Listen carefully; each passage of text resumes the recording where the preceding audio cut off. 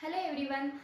तो last class में हमने सेल मेम्ब्रेन के बारे में पढ़ा था और सेल मेम्ब्रेन का जो एक मॉडल था फ्लूइड मोज़ेक मॉडल, उसके बारे में हमने पढ़ा था कि किस तरह से सेल मेम्ब्रेन के ऊपर अप्लाई होता है और उसे क्या बोला था, सक्सेसफुल यानी जो सबसे ज़्यादा एक्सेप्टेड मॉडल था ये फ्लूइड मोज़ेक मॉडल था। सो आज की क्लास में हम साइटोप्लाज्म के बारे में पढ़ेंगे। साइटोप्लाज्म क्या रहता है, जो सेल मेम्ब्रेन है और जो न्यूक्लियस मेम्ब्रेन है उसके बीच की जो स्पेस रहती है, उसके बीच की जो जगह है उसको क्या कहते हैं, साइटोप्लाज्म कहते हैं। एनिमल सेल के अंदर जो न्यूक्लियस है वो क्या कहाँ पे प्रेजेंट रहता है, सेंटर के अंदर प्रेजेंट रहता है। लेकिन जो प्लांट सेल है उसके अंदर क्या रहता है, न्यूक्लियस थोड़ा साइड में प्रेजेंट रहता है और बीच में क्या प्रेजेंट रहता है, वैक्यूल प्रेजेंट रहता है। लेकिन उसमें भी यही क्राइटेरिया रहेगा कि न्यूक्लियस मेम्ब्रेन और सेल मेम्ब्रेन के बीच की जगह को क्या कहेंगे, साइटोप्लाज्म कहेंगे।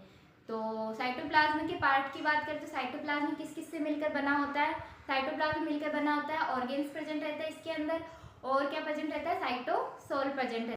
तो ऑर्गेन्स के बारे में बात करें तो लिटिल ऑर्गेन्स प्रेजेंट रहते हैं, जैसे अपनी बॉडी भी ऑर्गेन्स से मिलकर बनी होती है। तो सबको पता ही ऑर्गेन्स क्या रहते हैं, ऑर्गेन्स एक स्ट्रक्चर रहती है जो क्या करती है, एक स्पेसिफिक फंक्शन करती है, यानी ऑर्गेन्स का एक स्पेसिफिक फंक्शन रहता है। तो सेल के अंदर भी जो ऑर्गेन्स प्रेजेंट रहेंगे उनका क्या रहता है, एक स्पेसिफिक फंक्शन रहता है, वो एक स्पेसिफिक फंक्शन करती है। तो नेक्स्ट क्लास में हम ऑर्गेन्स के बारे में पढ़ेंगे। अभी हम किसके बारे में पढ़ेंगे, साइटोसोल के अंदर। तो साइटोसोल क्या रहता है, एक लिक्विड पार्ट रहता है। लिक्विड पार्ट, साइटो का मतलब क्या रहता है, सेल, और सोल का मतलब सॉल्यूशन, यानी सेल के अंदर जो सॉल्यूशन है, जो लिक्विड पार्ट है उसे क्या कहेंगे, साइटोसोल कहेंगे। फिर नेक्स्ट बात करें साइटोसोल का जो कंपोजिशन रहता है, यानी साइटोसोल किस किस से मिलकर बना होता है। तो साइटोसोल के अंदर 70-80% क्या रहता है, वाटर रहता है। उसके इसके अलावा, वाटर के अलावा क्या इसमें प्रेजेंट रहेगा, आयंस प्रेजेंट रहेंगे, मॉलिक्यूल्स प्रेजेंट रहेंगे। ये जो आयंस और मॉलिक्यूल्स, इस वजह से क्या रहता है, जो साइटोप्लाज्म किस तरह की स्ट्रक्चर बनती है, जेली टाइप स्ट्रक्चर बनती है, क्योंकि इसमें वाटर भी प्रेजेंट है, उसमें आयंस भी प्रेजेंट है।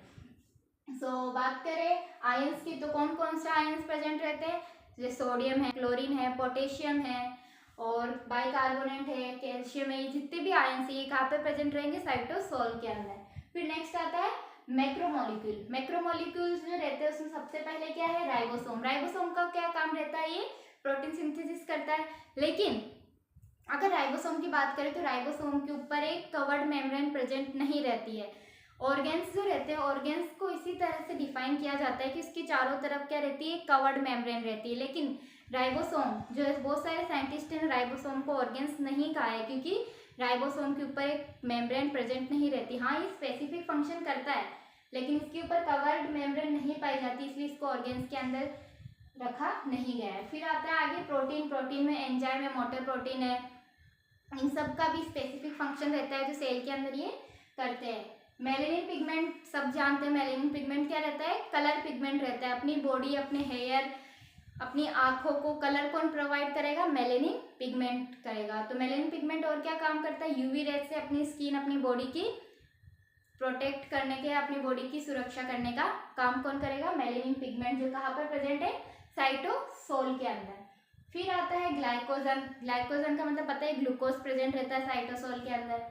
फिर नेक्स्ट बात करें स्मॉल मॉलिक्यूल। स्मॉल मॉलिक्यूल में आता है ऑक्सीजन है, कार्बन डाइऑक्साइड है, ग्लूकोज है, ये सब क्या है, स्मॉल मॉलिक्यूल है, जो कहाँ पर प्रेजेंट है, साइटोसोल के अंदर प्रेजेंट है। ऑक्सीजन, जब सेल्यूलर रेस्पिरेशन होगा, जब सेल के अंदर रेस्पिरेशन होता है तो उस टाइम पर ऑक्सीजन का इंटेक होता है और जो कार्बन डाइऑक्साइड है वो बाहर निकलती है। तो इसलिए साइटोसोल के अंदर ये दोनों प्रेजेंट रहते हैं। फिर नेक्स्ट आता है साइटोसोल की फंक्शन की बात करें तो साइटोसोल का फंक्शन क्या रहता है, साइटोसोल क्यों जरूरी है।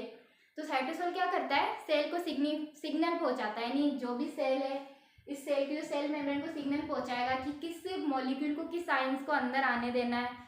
और जो सेल, जो साइटोप्लाज्म है या फिर साइटोसोल की बात करें, इसके अंदर बहुत सारे साइटोप्लाज्म के अंदर बहुत सारे ऑर्गेन्स है, बहुत सारे आयंस और मॉलिक्यूल है। तो इसके अंदर इनका मूव कराने का, इनका ट्रांसफर कराने का काम भी कौन करेगा, साइटोसोल करेगा। सबसे पहले बात करें मेटाबॉलिज्म की। मेटाबॉलिज्म की बात करें तो जितनी भी एक्टिविटी होती है सेल के अंदर, जैसे ग्लाइकोलाइसिस है, ग्लाइकोनियोजेनेसिस है, ये सब क्या होती है, मेटाबॉलिक एक्टिविटी रहती है। ग्लाइकोलाइसिस की बात करें तो ग्लाइकोलाइसिस क्या होता है कि जो सेल के अंदर जो ग्लूकोज है उसको छोटे छोटे टुकड़ों में बांटना, यानी ग्लूकोज को कार्बोहाइड्रेट इनमें तोड़ना क्या कहलाता है, ग्लाइकोलाइसिस कहलाता है। ग्लाइकोनियोजेनेसिस की बात करें तो ये क्या रहता है, ग्लाइकोलाइसिस का रिवर्स रहता है। अगर ग्लाइकोलाइसिस में ग्लूकोज के टुकड़े हो रहे हैं तो ग्लाइकोनियोजेनेसिस में क्या हो जाएगा, इसका उल्टा ग्लूकोज बनता है। जैसे कार्बोहाइड्रेट है या फिर जितने भी एसिड वगैरह जो भी है, इन सबसे क्या होता है, ग्लूकोज का निर्माण होता है। और प्रोटीन सिंथेसिस की बात कर रहे हैं तो अगर इसमें राइबोसोम प्रेजेंट है तो इसमें ऑफकोर्स प्रोटीन सिंथेसिस भी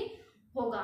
तो साइटोसोल के अंदर क्या क्या होता है, ग्लाइकोलाइसिस होता है, ग्लाइकोनियोजेनेसिस होता है, प्रोटीन सिंथेसिस होता है, इसमें प्रोटीन भी बनता है। फिर आगे आता है सेल सिग्नलिंग ट्रांसप्रोडक्शन, यानी इसका मतलब क्या रहता है, जो सिग्नल है जैसे बाहर जो सेल मेम्ब्रेन के बाहर मैंने बताया था कि इसके अंदर चैनल प्रेजेंट रहते हैं, सोडियम पोटेशियम आयन के लिए अलग अलग चैनल, अलग अलग चैम्बर प्रेजेंट रहते हैं। तो सेल मेम्ब्रेन को पार करने के लिए अंदर की तरफ जो लिक्विड पार्ट है, जो साइटोसोल है, वो क्या करता है, एक सिग्नल देता है कि कौन से आयन्स को साइटोसोल के अंदर या साइटोप्लाज्म के अंदर आने की परमिशन देनी है। तो ये काम कौन करेगा, साइटोसोल करता है। इसे क्या बोलते हैं, सेल्यूलर रेस्पॉन्स बोलते हैं। सेल एक रेस्पॉन्स देती है उस आयन्स को, उस मॉलिक्यूल्स को सेल के अंदर आने के लिए। फिर नेक्स्ट बात करें तो ऑस्मोरेगुलेशन। ऑस्मोरेगुलेशन क्या होता है, ऑस्मोरेगुलेशन क्या होता है कि वाटर और आयंस का मेंटेन बनाए रखना है, यानी सेल है, सेल के अंदर वाटर भी आयंस भी, इन सबको मेंटेन करना है, क्या कहलाता है, ऑस्मोरेगुलेशन कहलाता है। फिर आता है साइटोप्लाज्मिक स्ट्रीमिंग। साइटोप्लाज्मिक स्ट्रीमिंग बहुत ज़्यादा इंपॉर्टेंट है। साइटोप्लाज्मिक स्ट्रीमिंग का मतलब क्या होता है, तो ये जो सेल है, ये जो सेल मेम्ब्रेन, इसके अंदर क्या है, साइटोप्लाज्म है। तो साइटोप्लाज्म के अंदर जो साइटोसोल प्रेजेंट है, ये जो ग्रीन ग्रीन कलर का दिख रहा है, इसको क्या बोलेंगे, साइटोस्केलेटन कहते हैं। ये जो साइटोस्केलेटन, ये क्या करता है, सेल को एक स्ट्रक्चर प्रदान करने के लिए हेल्प करता है, यानी सेल को क्या करता है, दृढ़ता प्रदान करता है, यानी मजबूत बनाए रखने के लिए क्या जरूरी रहता है, इसके अंदर साइटोस्केलेटन प्रेजेंट रहता है। साइटोस्केलेटन की बात करें, जो रेड कलर की भी, ग्रीन कलर की, ये सब क्या है, साइटोस्केलेटन है। तो साइटोस्केलेटन के अंदर जो ये ब्लैक कलर के पाए जा रहे हैं, ये क्या है, मोटर प्रोटीन है। मोटर प्रोटीन क्या करते हैं, साइटोस्केलेटन के साथ अटैच होकर एक क्या करते हैं, ट्रांसफर का काम करते हैं। जितने भी जैसे आयंस वगैरह जो ये लिक्विड में प्रेजेंट रहेंगे, जो मॉलिक्यूल्स, जो ये जितने भी ऑर्गेन्स वगैरह जो साइटोप्लाज्म के अंदर प्रेजेंट है, तो इसके अंदर क्या रहता है, साइटोप्लाज्मिक स्ट्रीमिंग की वजह से ये क्या करते हैं, मूव करते हैं एंटी क्लॉकवाइज या क्लॉकवाइज, दोनों डायरेक्शन में क्या होता है, साइटोस्केलेटन की वजह से इनमें क्या होता है, मूवमेंट होती है। तो जैसे ही साइंस को किसी ऑर्गेन से जाकर मिलना है, तो ये जो स्ट्रीमिंग हो रही है, जो साइटोस्केलेटन की वजह से क्या होता है, वो आयंस उस ऑर्गेन्स को मिल जाता है, या फिर वो मॉलिक्यूल्स उस ऑर्गेन्स के पास चला जाता है।